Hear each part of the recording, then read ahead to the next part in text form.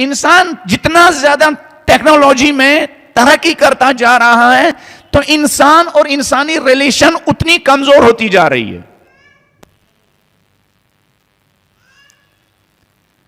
انسان آس پاس کے لوگوں سے ٹیکنالوجی سے زیادہ وابستہ ہے لیکن انسانوں سے وابستہ نہیں ہے.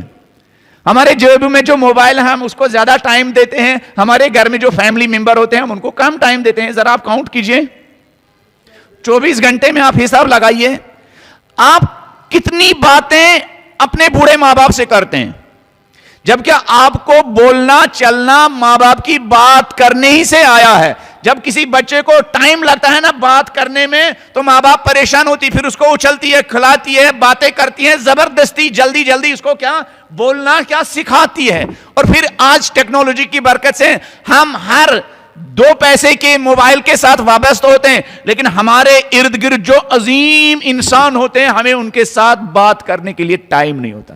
نہیں اتنا چھوڑیے, جو ہماری اہلیہ ہمارے لیے کھانا پکاتی ہے ہمارے زبان اس کو شکریہ کرنے کے لیے, تھینکس کرنے کے لیے بھی کیا ہم زبان استعمال نہیں کرتے ہیں, بیگانہ ہو چکے ہیں.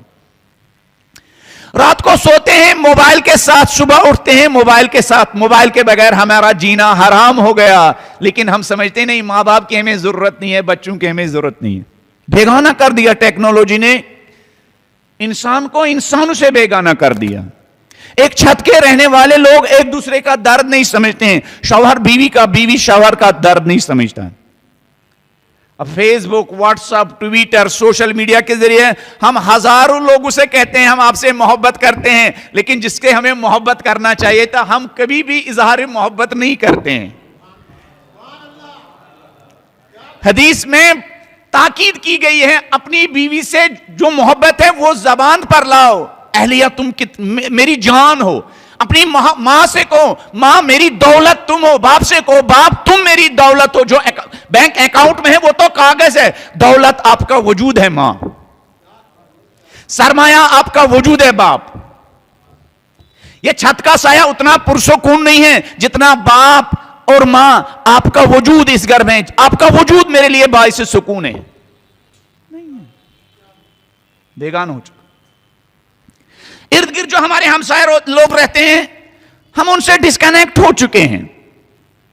اچھا اس کا اثر ہماری زندگی کے پر خود ہے. انسان سوشل خدا نے پیدا کیا, سماجی اجتماعی اس کو خدا نے پیدا کیا. یہ محتاج ہے یہ دوسروں کا درد سنے اور دوسرا اس کا درد سنے, یہ دوسروں کے پاس بیٹھے اور دوسرے لوگ اس کے پاس بیٹھے. اجتماعی پیدا کیا خدا نے.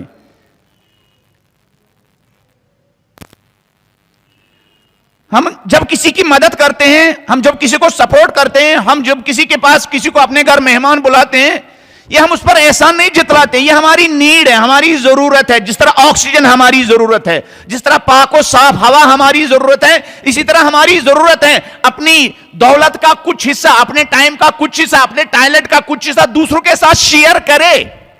یہ ان کا احسان ہے کہ وہ ہمیں ٹائم دیتے ہیں اس کے لیے.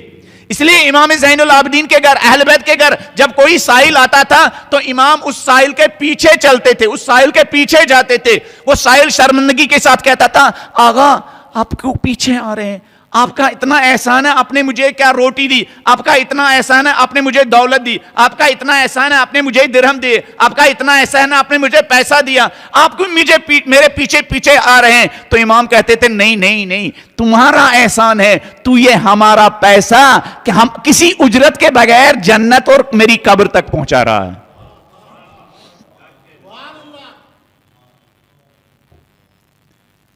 انسان محتاج ہے اس بات کا, اس کے پاس کوئی آئے, درد خلق.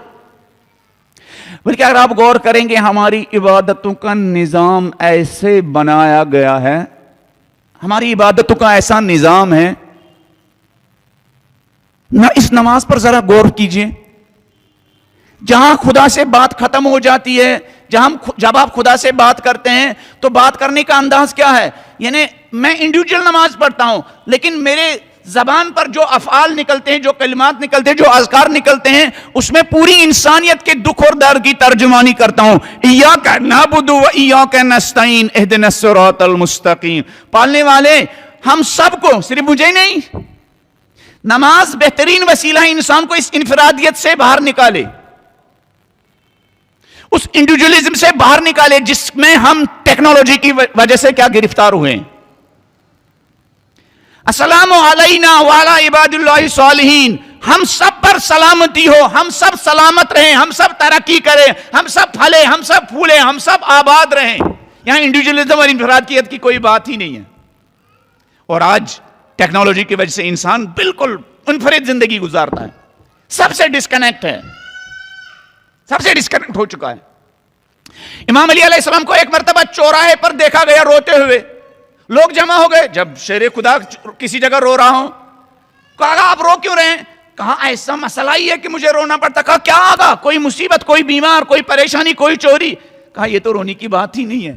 کہا پھر کیوں رو رہے ہیں؟ کہا آج ایک ہفتہ ہو گیا کوئی میرے دروازے پر مہمان بن کر نہیں آیا، کوئی کچھ مانگنے نہیں آیا، کوئی کسی حاجت کے لیے نہیں آیا.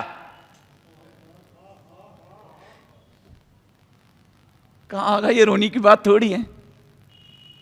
چلیے ایک ہفتہ اپنے پرسکون زندگی بسر کی، کسی نے حاجت کے لیے کال نہیں کیا، کسی نے قرض مانگنے کے لیے کوئی کال نہیں کیا، کسی نے ہیلپ کے لیے کوئی دروازہ نہیں کھٹکھڑایا، کسی نے مدد کے لیے بیل نہیں بجائی، کسی نے ہیلپ کے لیے ای میل نہیں بھیجا، کسی نے سپورٹ کے لیے کیا کوئی ایس ایم ایس نہیں کیا. یہ تو اس میں کیا آگا؟ پرسکون زندگی. ہماری جو اس وقت جو سچویشن ہے، ہماری جو اس وقت ذہنیت ہے، کہاں نہیں کہیں ایسا نہ ہو خدا نے مجھے اپنے حال پر چھوڑا اور خدا نے یہ میرے عذاب نازل کیا ہو. علی آج کے بعد تمہارے گھر کو، تمہارے مال کو، تمہاری دولت کو اس لائق نہیں سمجھوں گا کہ میرے خلق اور مخلوق کی اس کے ذریعے حاجت روائی ہو. درد خلق بہت بڑا درد ہے.